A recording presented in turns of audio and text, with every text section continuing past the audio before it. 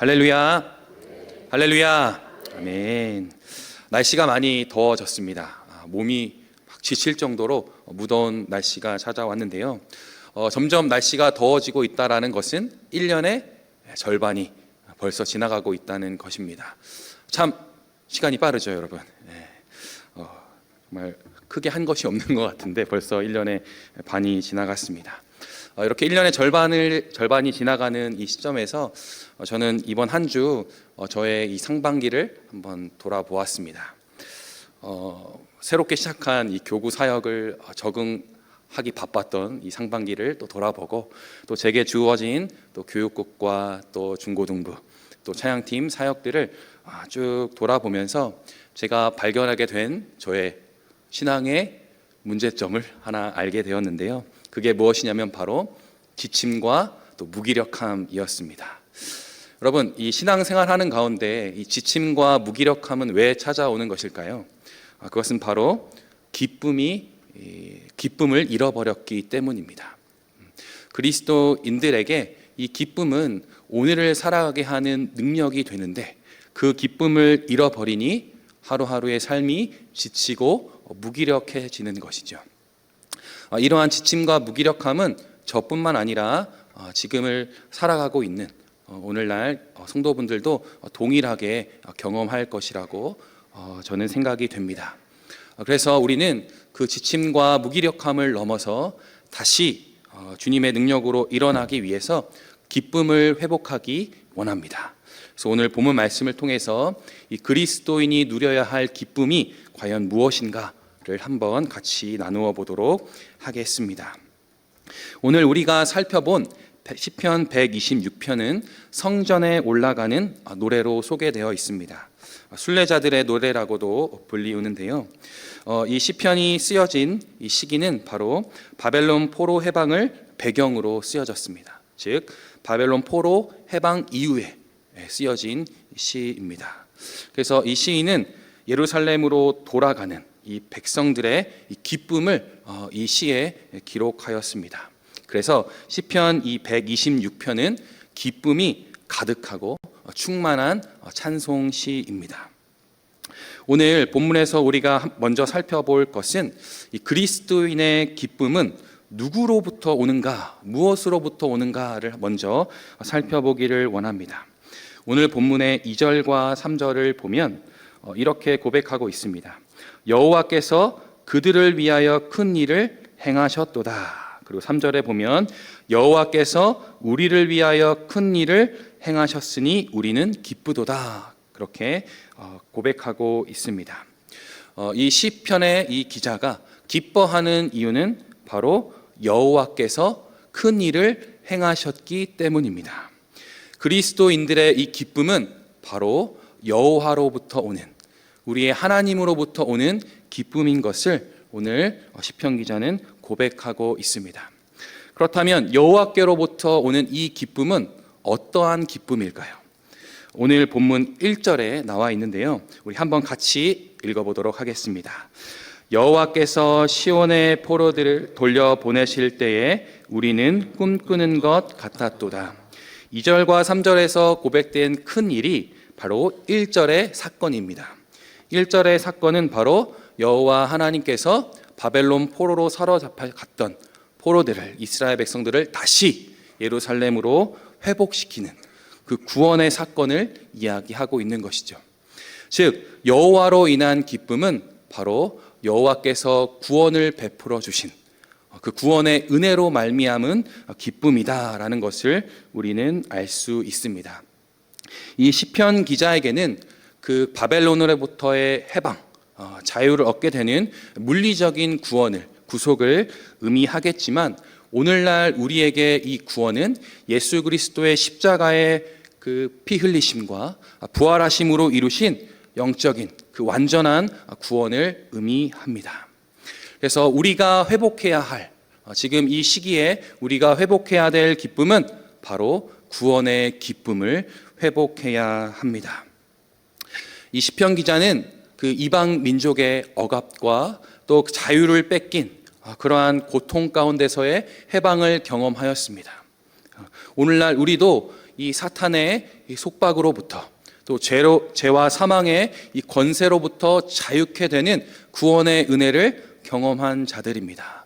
그러므로 우리는 오늘 시편 기자처럼 크게 기뻐해야 합니다. 우리의 혀에 찬송이 가득해야 합니다. 그 기쁨을 회복하는 저와 여러분이 되기를 간절히 소망합니다.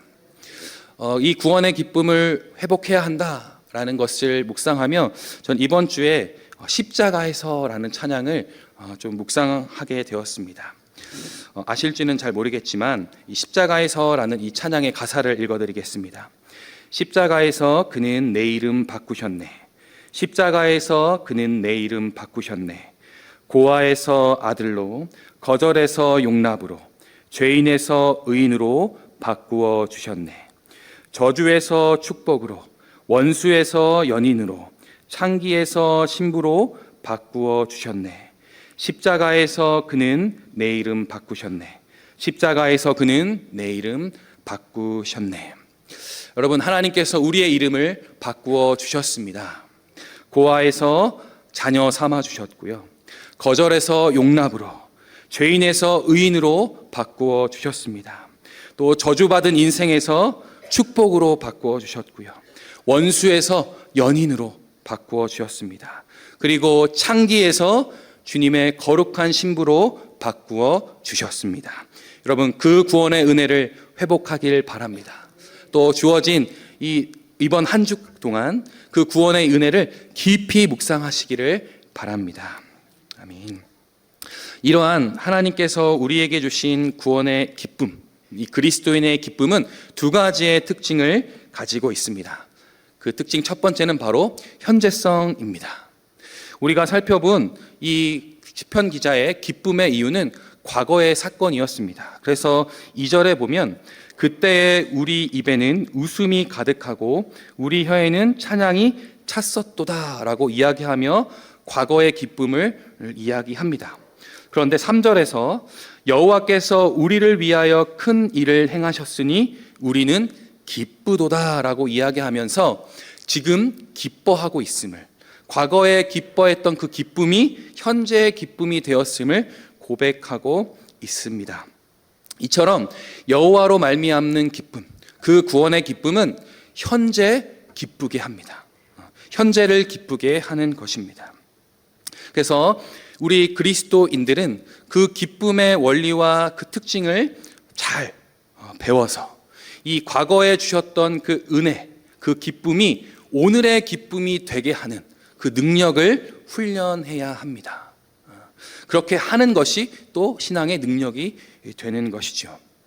저는 이번 한 주간 제게 주셨던 은혜들을 묵상해 보았습니다. 제가 핸드폰의 메모장에 18년도부터 21년도까지 기록한 이 말씀 묵상, 그런 메모가 있습니다. 이 과거의 은혜들을 다시 회복하기 위해서, 묵상하기 위해서 그 메모장을 펴서 쭉 하루하루 내게 주셨던 그 말씀의 은혜들을 묵상했습니다. 그러한 묵상하는 가운데 이러한 생각이 들었습니다. 김송현 너 사람 됐구나, 이런 생각이 들었습니다. 그와 동시에 저를 사람 만들려고 만나주신 하나님의 은혜를 다시 한번 기뻐할 수 있게 되었습니다. 외로움에 사로잡혀서 괴로워하고 슬퍼하는 저를 찾아와 주신 그 예수님의 그 사랑이 지금의 나를 살게 하는구나 라는 것을 깨닫게 해주셨습니다. 그리고 나 하나 잘 돌보지 못하는 이 죄인된 인간을 하나님께서 만나주셔서 오늘날 이 자리에 서서 하나님을 증거하고 또 오늘날 또 이 자리에 서서 성도들을 섬기고 중고등부 아이들을 섬길 수 있게 해주셨구나라는 사실을 깨닫게 되었습니다. 이 과거의 은혜가 지금의 은혜가 되었고 과거의 기쁨이 지금의 기쁨이 되는 것을 경험하게 되었습니다. 여러분, 기쁨을 회복하길 바랍니다. 과거에 내게 주셨던 은혜들을 돌아보시길 바랍니다. 기억하시길 바랍니다. 묵상하시길 바랍니다. 그러면 하나님께서 지금 나를 살게 하셨구나, 지금 그 과거에 주신 기쁨과 은혜로 나를 살아가게 하시는 간을 분할을 깨닫게 됩니다. 여러분, 이처럼 하나님의 우리에게 주시는 그 은혜로 말미암는 기쁨은 현재를 기뻐하게 합니다. 그리고 두 번째 우리에게 주시는 그 기쁨의 특징 중에 하나는 공동체성입니다. 다른 말로 확장성이라고 이야기할 수 있습니다. 하나님이 우리에게 주시는 그 은혜는 충만합니다. 넘치고도 넘쳐서 흘러갑니다. 그렇기 때문에 나 개인이 그 기쁨을 누리는 것에서 그치지 아니하고 그 기쁨이 흘러서 우리가 함께 누리게 되는 것이죠. 그래서 시편 126편의 이 기자는 계속해서 이렇게 고백합니다. 2절에 보면 그때의 우리 입에는 또 우리 혀에는 이렇게 고백합니다. 3절에 보면 또 우리는 기쁘도다 라고 그렇게 고백하고 있는 것을 볼 수 있습니다. 이처럼 나 개인의 구원은 우리의 구원이 되어지고 그래서 나 개인의 기쁨이 우리의 기쁨이 되어지는 그 기쁨의 확장성이 지금 고백되어지고 있는 것이죠. 이 기쁨이 확장되기 때문에 그러한 특징을 가지고 있기 때문에 우리는 우리가 경험한 그 기쁨을 또 우리가 누린 그 기쁨을 나누어야 합니다. 이것은 내 거야, 나만 누릴 거야 라는 이기적인 마음을 버리고 나와 함께하는 우리 이루는 교회 성도들에게 나와 함께하는 지체들에게 나의 기쁨을 나누어야 합니다. 그뿐만 아닙니다. 또 그 나눔을 듣는 자들은 그 기쁨을 나의 기쁨으로 받아야 합니다. 그 기쁨을 나의 기쁨으로 받지 않으면 이방 민족들의 고백처럼 그들을 위하여 라고 고백하는 그 이방 민족들처럼 하나님이 행하신 일이 나와 상관없는 일, 또 하나님께서 우리에게 주신 그 기쁨이 나와 상관없는 기쁨이 되어 버리는 것이죠. 우리는 예수 그리스도로 말미암아 그리스도의 몸된 지체가 되었습니다. 하나가 되었습니다. 그러므로 다른 사람의 기쁨이 나의 기쁨이 될 수 있습니다. 그래서 다른 사람이 기쁨으로 나누는 그 은혜들이 나의 은혜가 되고 나의 기쁨이 되어서 함께 즐거워하는 것, 그것이 바로 하나님이 우리에게 주신 기쁨의 특징입니다. 이 셀 행복축제 기간을 지나면서 많은 은혜들이 있었습니다. 특별히 제가 섬기고 있는 이 사교구에 어떤 집사님께서 카톡을 어느 날 저에게 보내셨어요. 근데 그 카톡에 다급함이 이렇게 묻어나 있었어요. 강도사님, 저 전혀 모르는 택시기사한테 전도했어요. 이렇게 막 보냈어요. 막 카톡에 오타가 막 나 있는 거예요. 그래서 그 카톡에 기쁨이 막 묻어나는 거죠. 그래서 전화를 딱 드렸어요. 집사님 무슨 일이세요? 강도사님, 제가 병원 갔다가 돌아오는 길에 막 마음 가운데 택시기사한테 전도하라는 마음을 주셔서 저도 모르게 전도를 해버렸어요. 막 기쁘게 이야기하는 그 간증을 듣는데 제가 다 기뻤습니다. 제가 전도한 건가요? 제가 그 은혜를 누린 건가요? 아닙니다. 그런데 그 집사님께서 나누신 그 기쁨과 은혜가 나의 기쁨이 돼서 그 기쁨이 배가 되는 것을 경험하게 되었습니다. 그뿐만 아닙니다, 여러분. 제가 청년으로 섬겼던 그 전에 있던 그 교회에는 이 학습 세례와 입교 전에 그 전주에 구원 간증문을 성도들 앞에서 고백합니다. 그래서 그 구원 간증문은 예수님을 만나기 전에 나의 삶과 또 예수님을 어떻게 만나게 되었는지, 그리고 만나게 된 이후의 나의 삶은 어떠한 변화가 있는지 이 세 부분으로 고백하는 그러한 간증문인데요. 그래서 그 전주에 모든 사람이 오후 예배에 나와서 그 세례를 받을 또 입교할 그 성도의 간증문을 듣게 됩니다. 그 간증문을 들으면서 많은 성도들이 함께 눈물을 흘립니다. 하나님의 놀라운 은혜에 감사함으로 또 그 새신자를 향해서 역사하여 주신 그 구원의 은혜에 너무 감격하여서 눈물을 흘립니다. 그리고 그 구원 간증문이 끝났을 때 모든 성도들이 함께 박수치면서 할렐루야 하며 주님을 찬양하는 것을 경험한 적이 있습니다. 이처럼 하나님이 주시는 기쁨은 나에서 끝나지 않습니다. 우리로 확장되어지는 그 공동체성을 우리가 경험할 수 있게 되는 것이죠. 여러분, 여러분이 경험한 그 구원의 기쁨, 또 여러분이 경험한 여호와로 말미암은 그 기쁨을 나누시기를 바랍니다. 나누셔서 우리 교회가, 우리 이 이루는 교회가 기쁨으로 충만한 교회가 될 수 있도록 여러분 함께 수고하고 헌신하기를 간절히 바랍니다. 마지막으로 우리가 4절과 6절을 살펴보기를 원하는데요. 1절부터 3절까지는 하나님이 베푸신 은혜에 대한 감사와 찬양을 드리는 기도였습니다. 기쁨이 내 안에 충만하니 그것은 당연한 반응이지요. 그런데 4절에 보면 갑자기 뜬금없이 하나님께 간구를 합니다. 4절 한번 같이 읽어보겠습니다. 시작. 여호와여, 우리의 포로를 남방 시내들 같이 돌려 보내소서. 이 시편 기자는 자신의 시선을 아직 돌아오지 못한 포로들, 자신의 민족들을 향해 돌리는 것을 볼 수 있습니다. 아직 돌아오지 못한 이 포로들은 즉 하나님의 기쁨을 맛보아 알지 못한, 경험하지 못한 이스라엘 민족들이었습니다. 내가 기쁨으로 충만하니 그 기쁨을 알지 못하는 자들이 국률하게 여겨지는 것이죠. 그래서 시편 기자는 그들을 위해서 지금 간구하고 있습니다. 이렇게 하나님이 주시는 이 기쁨은 우리 교회뿐만 아니라 예수님을 알지 못하는, 구원을 알지 못하는 자들에게까지 우리의 시선을 돌리게 하여 확장되게 하는 것이죠. 여기 보면 남방 시내들 같이 돌려보내소서라고 이야기합니다. 당시 이 남방 지역은 굉장히 메마른 땅이었습니다.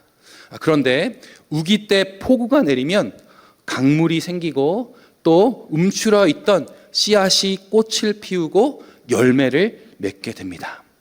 즉 이러한 하나님의 놀라운 은혜를 아직 구원을 경험하지 못한, 회복을 경험하지 못한 우리 민족도 경험할 수 있게 해달라는 그 간절한 고백인 것이죠.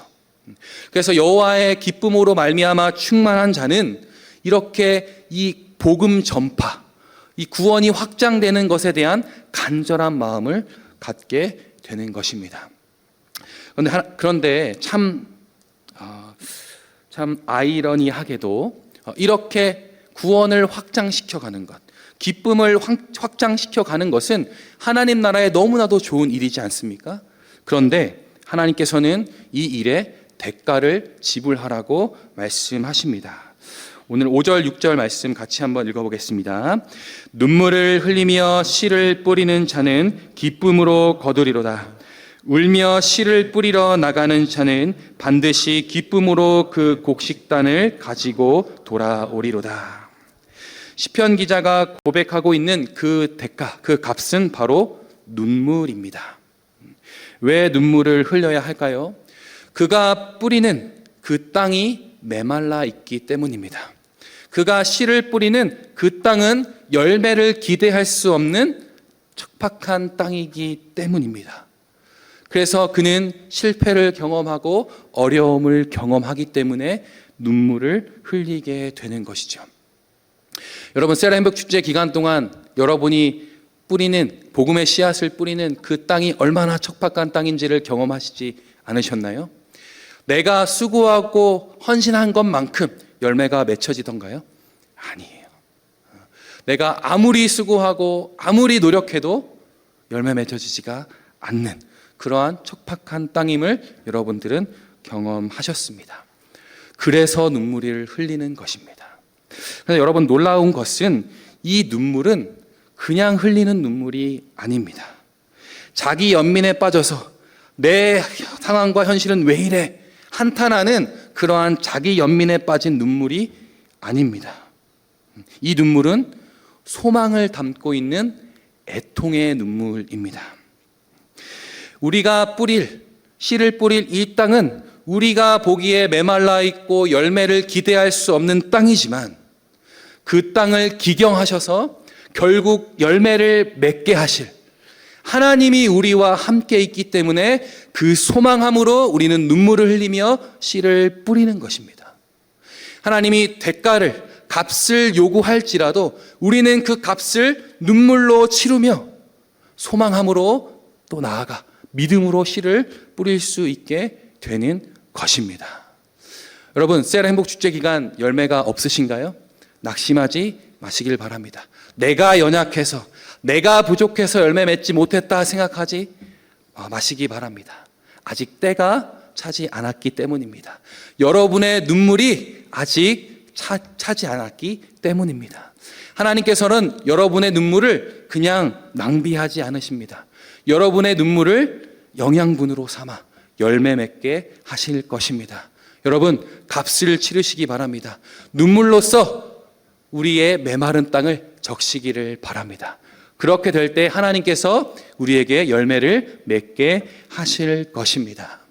그러므로 하나님이 주시는 우리의 이 기쁨, 또 구원으로 말미암는 이 기쁨은 나의 충만함에서 그치지 아니하고 값을 지불하여 이 세상에 하나님의 구원의 기쁨이 넘쳐나도록 하는 능력의 기쁨이 되어지는 것입니다. 말씀을 정리하도록 하겠습니다. 여러분, 바삐 또 인생을 살아왔습니다. 날씨도 무덥고 또 몸과 마음이 지치기 쉬운 시기를 여러분 살아가고 있습니다. 그때 우리가 기억해야 할 것, 바로 우리를 구원하신 예수 그리스도의 그 십자가의 은혜를 기억하셔야 합니다. 그리고 그 은혜로 말미암는 기쁨을 회복하셔야 합니다.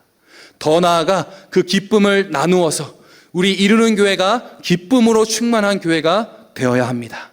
그리고 그 우리 교회가 기쁨으로 충만한 교회를 넘어서 우리 지역과 우리 한국과 세계로 그 기쁨을 뻗어나갈 수 있는 그러한 그 사명을 감당하는 이루는 교회가 되어야 할 것입니다.